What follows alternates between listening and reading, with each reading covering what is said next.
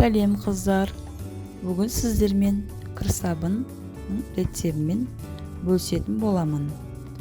Ол үшін керекті заттардың барлығын жоғарғы парақшада граммдарын жазып қойдым. Ең алдымен таразыға каустический соданы дайындап аламыз, өлшеп аламыз. Одан соң суды өлшеп құямыз. Екеуін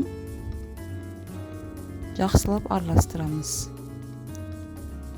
Қозғап жатқан кезде буы шығады, ыстық болады. Қолдарыңызды абайлаңыздар. Жаймен қозғап, суығанша араластырып тұрамыз.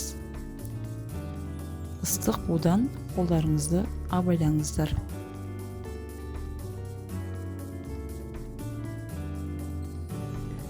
Ал енді ыдысымызға дайындап қойған, өлшеп қойған тоң маймен, атқот май дейміз. Атқот май түсінбеген қыздарға бауырсақтан, тамақтан атқот майлар қалады ғой, сол майларды қолдануға болады. Енді екеуін өлшеп таразыға, ыдысымызға саламыз. Екеуін араластырамыз.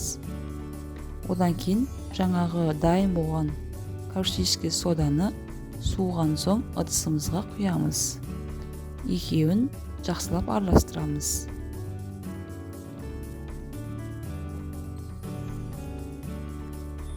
Ал енді эфир майы дейді. Эфир майы кез келген аптекаларда сатылады. Эфир майын 10-15 тамшы тамызамыз. Эфир майының иісі әртүрлі болады. Жалбыздікі, апельсиновый, басқа да шөптермен жасалған.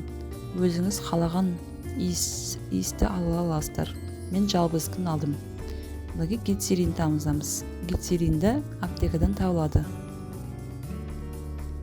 Қолжетімді бағада да. Барлығын миксермен араластырамыз. Маған 20 минут тоқтамай араластырамыз.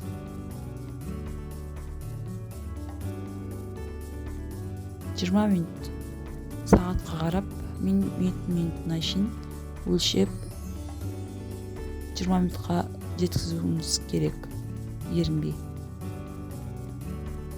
Одан артық или кем араластырып қойсақ, кірсабын қалпына шықпай қалады. Енді дайын болған массамызды таразыға өлшеп аламыз. Одан кейін қалыптарға құйып алуымызға болады. Таразыға өлшедім дегеніміз, басқа да қалыптарға құюыңыз мүмкін. Ол қалыптардың граммдарын білесіз. Содан кейін сол грамм өлшеп, сол таразыға, қалыптарға теңдегі өлшеу үшін өлшеп алу керек таразыға. Мен қалыпқа құйдым.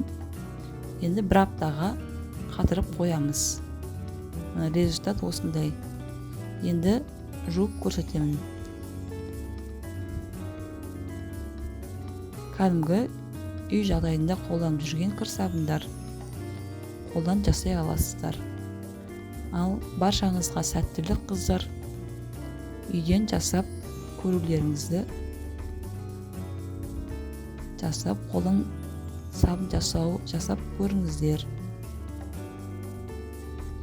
Баршаға сәттілік.